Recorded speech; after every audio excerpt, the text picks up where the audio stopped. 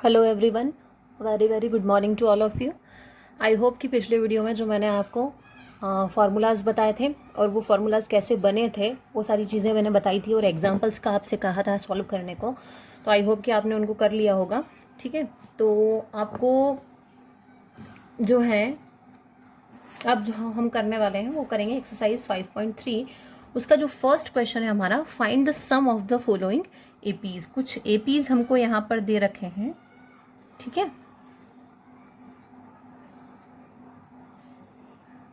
ये एपीज का हमको सम फाइंड करना है। क्या फाइंड करना है? सम फाइंड करना है, जैसा कि आपको क्वेश्चन के अंदर नजर आ रहा है। तो सम फाइंड करने के लिए सबसे पहले जो जो चीज़ें हमारे पास में गिवन है वो सारी चीज़ें हम देख लेते हैं। जैसे ए हमारे पास में गिवन है कितना 2, क्योंकि जो फर्स्ट टर्म होता है वही ए होता है, यानी ए हमारे पास में कितना है 2। डी के लिए हम आपको पता ही है कैसे फाइंड करते हैं। A2 माइनस A1 कर लीजिए। A2 माइनस A1, A2 क्या है 7, A1 क्या है 2।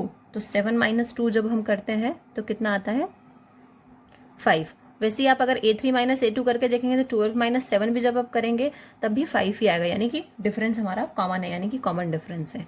और n हमको यहाँ पर दे रखा है 10। ठीक है, बोल रखा है 2 10 टर्म्स, यानी n आपके पास में कितना है 10 है। So we know that what we know that our formula is SN। अब देखो यहाँ पर A भी दे रखा है, D भी दे रखा है और N भी दे रखा है, तो हमको SN वाला फॉर्मूला लगाना है। कौन सा वाला? 2A plus N minus 1 D। आई होप कि फॉर्मूले आपने अच्छे से कर लिए होंगे। N की वैल्यू कितनी है 10, A की वैल्यू कितनी है आपकी 2, N की वैल्यू कितनी है 10 और D की वैल्यू कितनी है 5। तो 2 5 जा कितना हो गया ये 10।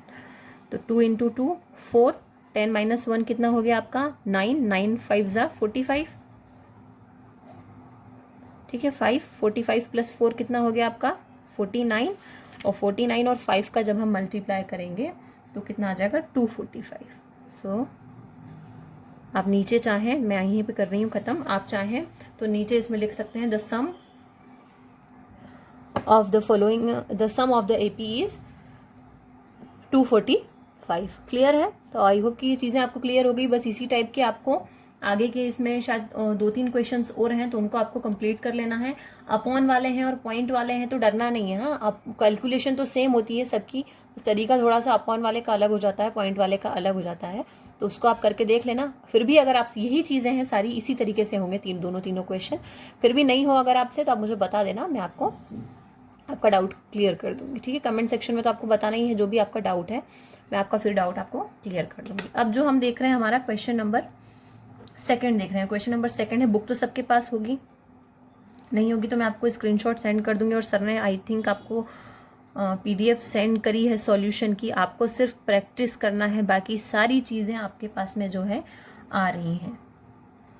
तो फर्स्ट क्वेश्चन नंबर सेकंड हमारा, find the sums given below, और ये कुछ आपको AP दे रखा है। ठीक है, इसका भी आपको क्या फाइंड करना है, सम ही फाइंड करना है। एक मैं आपको करके बता रही हूँ, तो आप उसको क्या करेंगे अच्छे से देख लेंगे। ठीक है, तो हमारा जो फर्स्ट है उसमें आपको देख रखा है फॉर दिस AP के अंदर सबसे पहले जो गिवन है वो देख लेते हैं। A हमको गिवन है कितना 7, उसके बाद में L हमको गिवन है 84। ठीक है, L आपको दे रखा है कितना 84। अब जब आपको A और L दे रखा है, ठीक है, तो हमारे पास में यहाँ पे D नहीं है। D क्या करेंगे हम लोग फाइंड करेंगे।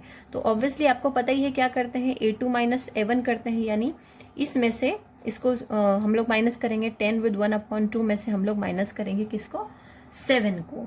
तो 10 2 जा 20, 20 प्लस 1 कितना हो गया 21/2 और माइनस 7। इसको जब हम LCM लेंगे तो कितना आ जाएगा 7/2। LCM लेना सबको आता है ना, LCM लेकर माइनस कर देना, तो कितना आ जाएगा 7/2, यानी डिफरेंस हमारा कितना हो गया 7/2।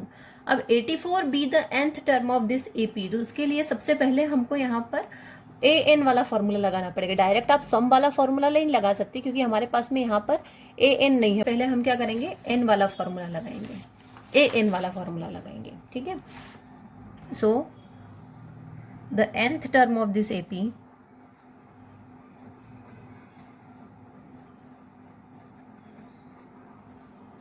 मैं आपको बता रही हूँ, आप अच्छे से देख लीजिए ताकि दूसरे क्वेश्चन करने में कोई भी आपको प्रॉब्लम ना रहे। ए एन लिखिए या एल लिखिए, एक ही बात है यहाँ पर। क्या होती है n-1 डी। ए एन हमारे पास में कितना था 84, ठीक है। ए हमारे पास में आप अपने उसमें देख लेना 7 प्लस एन हमारे पास में यहाँ पर हमको क्या करना है, फाइंड करना है, क्योंकि एन हमारे पास में नहीं है। एन फाइंड करने के लिए ही हमने ये वाला फॉर्मूला अप्लाई किया है। डी हमारे पास में यहाँ पे कितना आ रहा था 7/2, ठीक है। तो अब हम क्या करेंगे, यहाँ पर ये जो 7 है प्लस का है ऑब्वियसली, तो इसको इधर जब भेजेंगे तो माइनस का हो जाएगा। तो 84 माइनस क्या हो गया 7, बचा कितना यहाँ पर n-1 7/2। 84 माइनस 7 कितना हो गया आपका 77 हो गया, ठीक है। और n-1 7/2। अब इस 7/2 को भी हम इधर भेजेंगे। 2 आपका अपॉन में है तो किस में जाएगा, मल्टीप्लाई में, और 7 आपका मल्टीप्लाई में है तो किस में आएगा, अपॉन में। ऑब्वियसली 7 से कैंसिल हो गया, कितना आ गया 11, 11 2 जा कितना हो गया आपका 22। इधर कितना है आपका n-1, -1 को इधर भेजेंगे तो n आपका कितना आ गया यहाँ पर 23। अब हम यहाँ पर किसका फॉर्मूला लगाएंगे, सम का फॉर्मूला लगाएंगे, ठीक है। अब किसका फॉर्मूला लगा सकते हैं हम, सम का फॉर्मूला लगा सकते हैं। कौन सा वाला लगाएंगे, लास्ट टर्म वाला।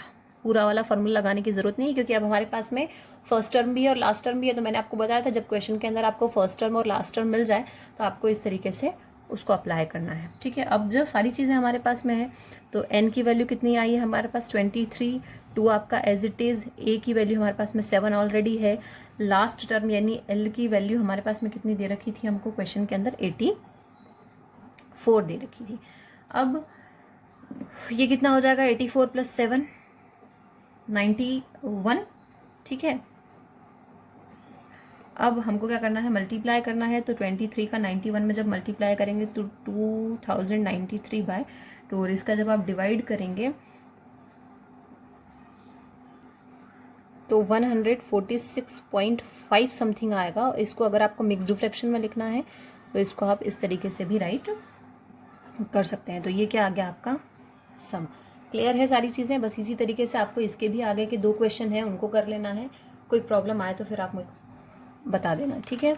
अब जो है हम जो स्टार्ट करेंगे, हमारा क्वेश्चन नंबर 3 भी मैं आपको बता रही हूँ यहाँ पर, ठीक है। तो क्वेश्चन नंबर 3 आप अच्छे से देख लीजिए, उसका भी एक क्वेश्चन मैं आपको बता रही हूँ कि उसको किस तरीके से करना है। आप देख लीजिए, अभी तो एक ही बता रही हूँ, फिर आपको डाउट आए तो आप मुझे बताना, ठीक है। क्वेश्चन नंबर 3 है आपका क्या, इन एन AP। तो फर्स्ट में बहुत सारे क्वेश्चन हैं क्वेश्चन नंबर 3 के अंदर।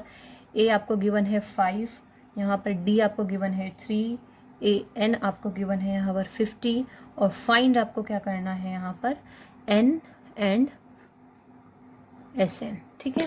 क्लियर है। ये जो क्वेश्चन अभी मैंने करवाया सेकंड वाला, बिल्कुल उसी तरीके का आपका क्वेश्चन है।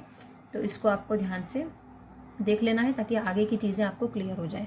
तो क्या क्या चीज़ें गिवन है इसके अंदर, A=5 फर्स्ट टर्म गिवन है, D=3 कॉमन डिफरेंस गिवन है, और AN भी इसके अंदर हमको गिवन है कितना 50। तो सबसे पहले हमको AN वाला ही फॉर्मूला लगाना पड़ेगा, क्योंकि हमारे पास में N नहीं है, N हमको फाइंड करना पड़ेगा। जब N हम फाइंड कर लेंगे तो SN हमारे पास में आ जाएगा निकल के। फॉर्मूला हमारे पास हमको पता ही है क्या होता है। AN हमारे पास में यहाँ पर कितना है 50, A हमारे पास में कितना है 5, और D हमारे पास में कितना है 3। N नहीं है, N हमको फाइंड करना है। यहाँ पर ये कितना है आपका